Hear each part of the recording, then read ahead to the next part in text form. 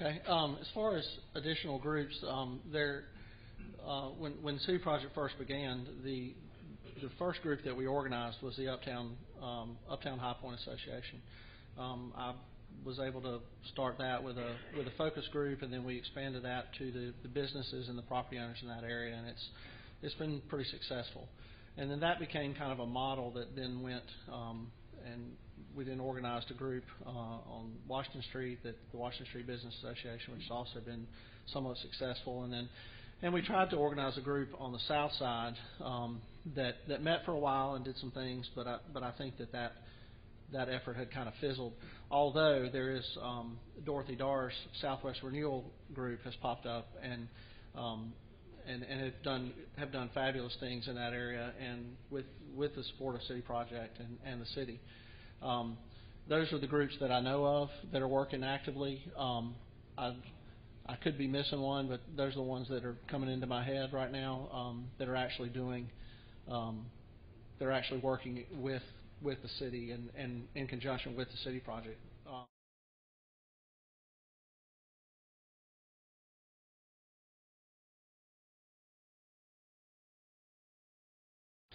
As far as Part B, what I would like to see happen in the future would actually be a true partnership between the city and the City Project, and I would like to see City Project transform and transition from an organization that really has spent most of its time having studies done and acquiring research and knowledge to better educate our city and our council as to where our limited tax dollars should be spent, where they can have the most impact. But I think the time has come where we need to transition into a more action-oriented organization that's actually looking at targeting specific businesses, targeting specific areas, and bringing people here. Most cities that have downtown organizations usually have a two-part entity. They have a 501c3 that operates as a foundation to raise money and to acquire grants and whatnot, and that's great because you write them a check, you get a tax deduction.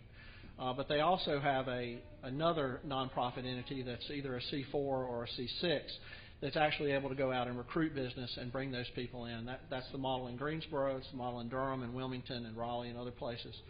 And for various legal reasons I won't get into, that's really the model that I think High Point needs to be following.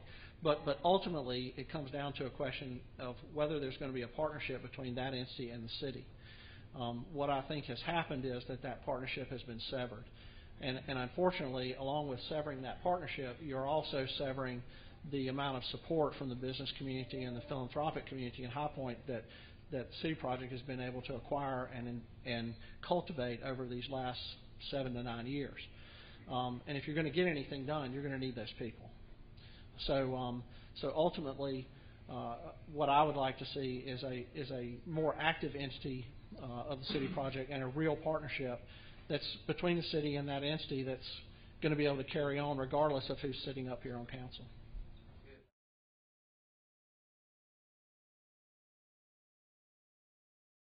First of all, it's not the highest. It's in the top 10. So let's correct that. We're not number one. But regardless of where we are in the rankings, it's still not good. So I'll say that. Do I think city revitalization efforts will help? Absolutely. Because I think once you bring up a part of your community, the whole community benefits from what we do. It's going to be very difficult for us as council, and that's part of the issues that we have when we're discussing revitalization. We talk about it from a business perspective, but then we also know that we have some areas of our community as it relates to housing and the availability of housing and affordable housing that needs just as much attention as what we're doing with our businesses. So you have to sit down and decide what comes first and how much do you put in each one of these buckets.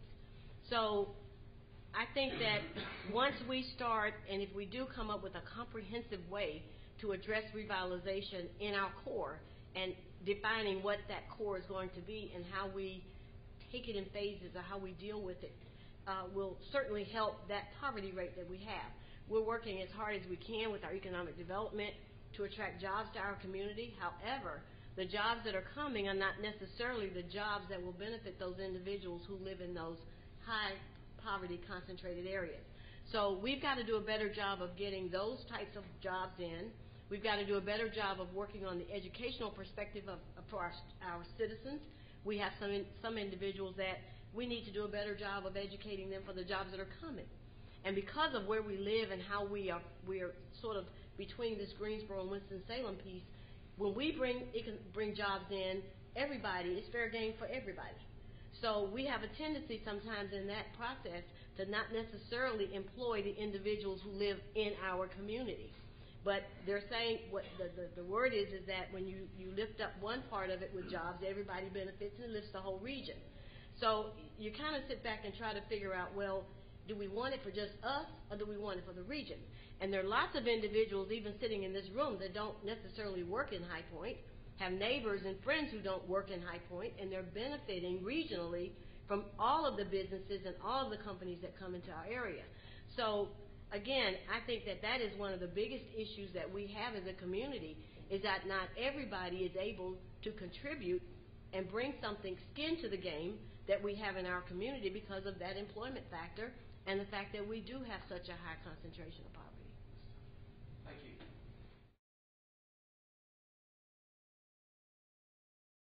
I think that is a yes and no answer. I am open to looking at the study that has been commissioned. I'm looking at different ways we could do it on a non-permanent basis. You know, one thing I would hate to do is go off of the study and it says it's a good idea to do, and we go out and we spend $10, $12 million of taxpayer dollars, and then a year later everyone's complaining about it, including the people who wanted it. So I've heard a lot of great ideas from constituents in different places on how to do it temporarily. You know, we've talked about barricading a couple lanes and trying it. I heard some good ideas about just doing it on peak traffic times for the area, Friday nights, Saturdays, and Sundays. I've heard a good idea of blocking off one whole side of the traffic, putting food trucks down the middle of the street, and having just two-way traffic on one side, and then the other side is pedestrian friendly. But I think, as Britt said earlier, it really just depends on what the traffic study comes back with. And we have kind of suspended the discussion around dieting Main Street until that study comes back. You know, we can talk about what would work, what wouldn't work, but until we actually have the data that would support one way or another, and the data that we're going to have to use in order to get approval from the DOT to make any of this happen, it's sort of a moot point to really get into deep discussion on dieting Main Street until we see what that data presents. But to answer the question, I'd certainly be open to it on a temporary basis if the data does show that it would be workable with our traffic flow.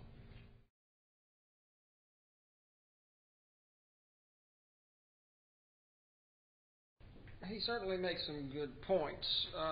The cost has been discussed several times.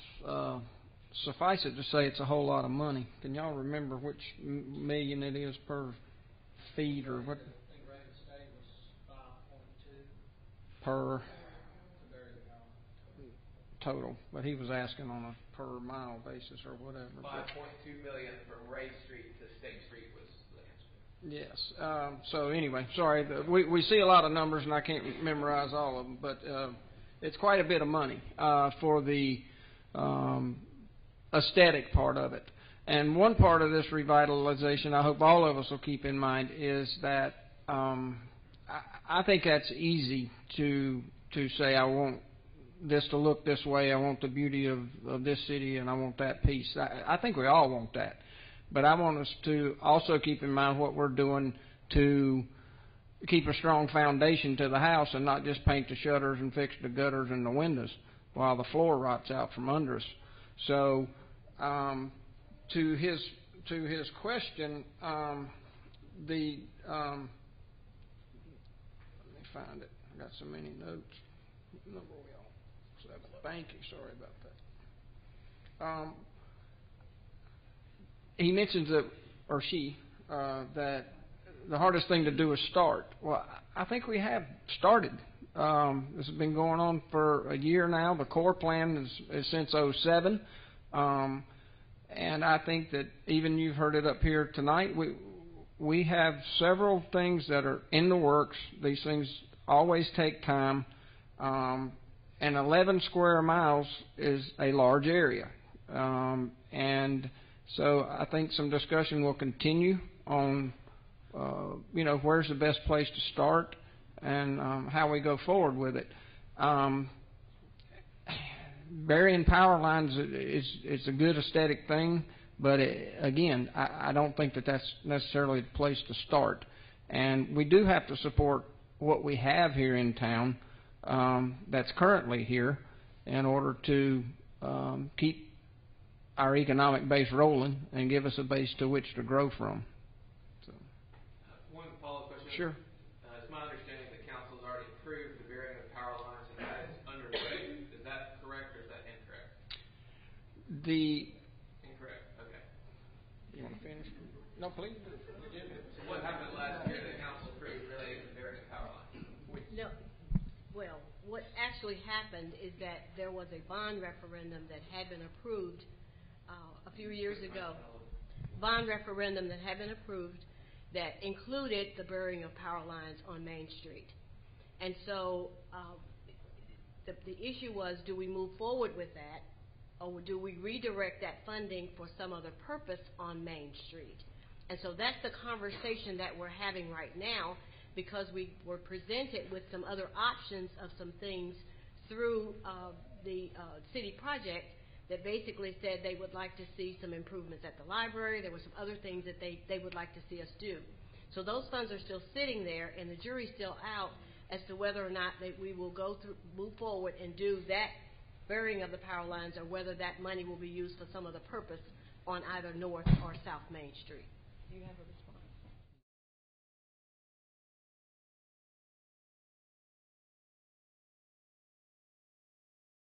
Okay, with Part A up there, I didn't support the change in what's going on, so I don't know that I'm really the right person to answer, what at least the 7 members of council's vision is for going forward. As far as a set of reasonable, achievable goals, again, I can only talk about what I support, which is what's been proposed and under the Knight plan and the core city plan. I do support all that. I want to see those things happen before I die. And you're laughing, but I really do. And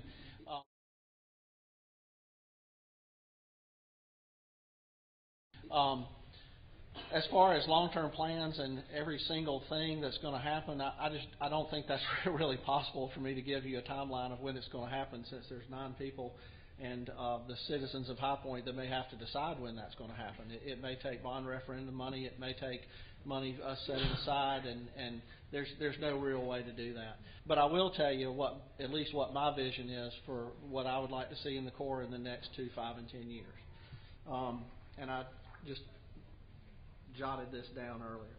In 2 years, I would like to see the library plaza and the pit plan complete. I would like to see a business incubator in downtown.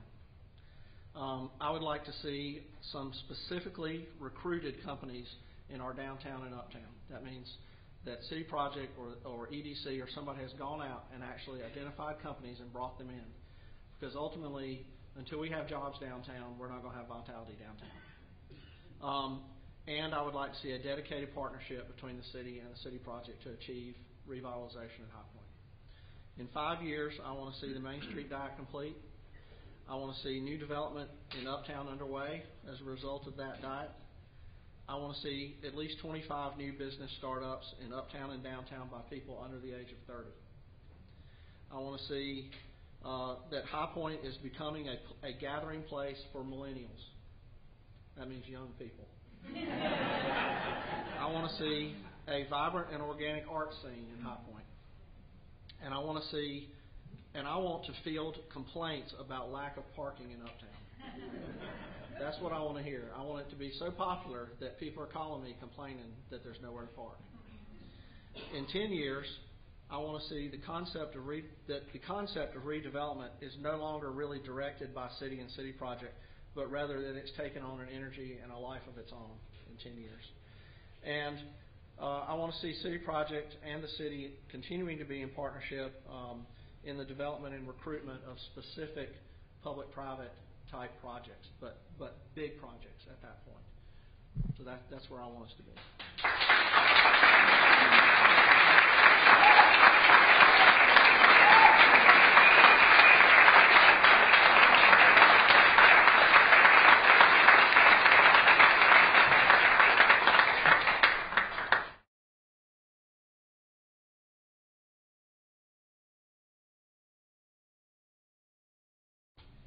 First of all, let me say that it's unfair that I should follow Jay Wagner after that last thing he did. Having said that, I think that when we started initially with looking at a core city plan, and I was on that council when this started about 7-8 years ago, we looked at what was missing in our community, and going and visiting other communities and looking at what they were doing. It probably is a very large area. But when and it depends on what lens you're looking through, because as Jay has just stated, it's easy to look at it and focus on a particular area and say it's either uptown or it's downtown and we can make this happen. But we happen to have decline and decay in more than just uptown and downtown. So I think that we're looking at this in sort of a tunnel vision fashion. Of course, with uptown and downtown, we're looking at revitalization of commercial and retail. And that's a whole different conversation around what's happening in other parts of our community, which we just talked about with the poverty issues.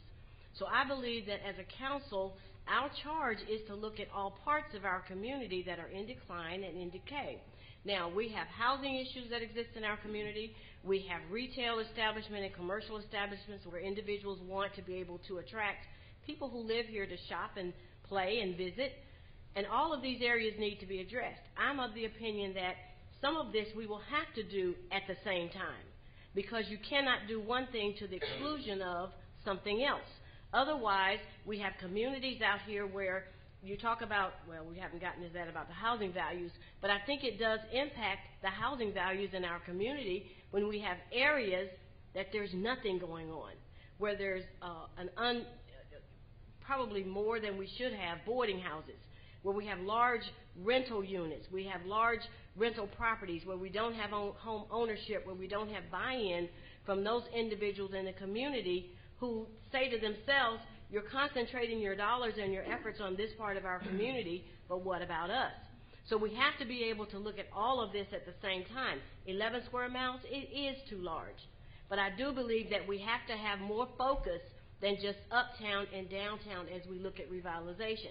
And that word does not only mean commercial and retail, it also means housing. And that's something that as a council we need to spend some time looking at, and that's what we're doing.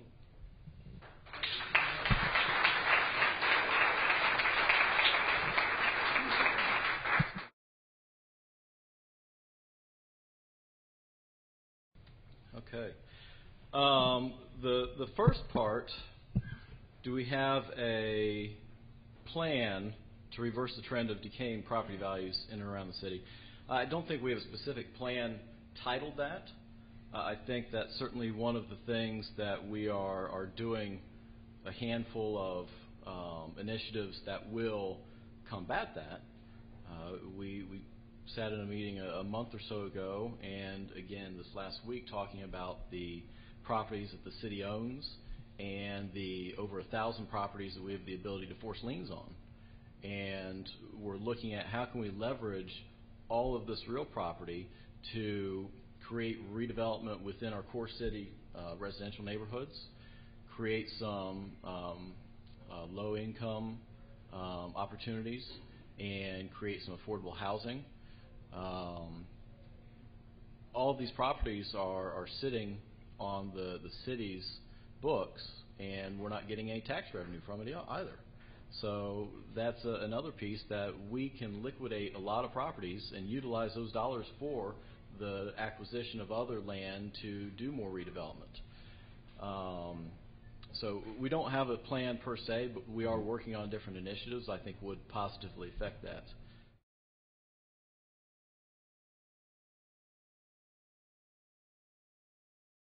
The second question, talking about the decline in property values, and actually we fared really well.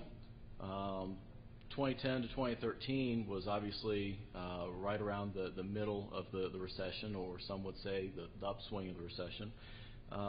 The national average of property value decline was roughly 9%, and ours was 4.6%. So it did decline, but I think that a decline of half of what the national value was is pretty good considering what it could have been. Of course, there's the reevaluation of property in 2012, and that dollar figure is based solely on property valuation of the county tax assessment. So that what the tax assessor sees versus what the fair market value of real property are certainly two different things. Last one.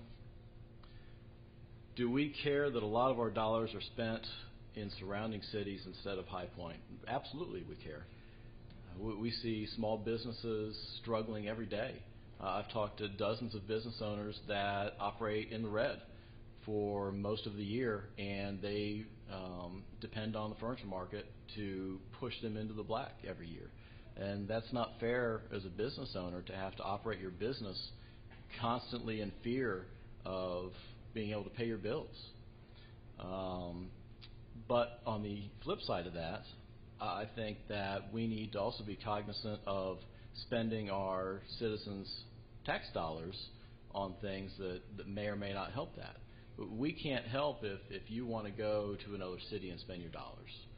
We can only create an environment which is conducive to businesses being successful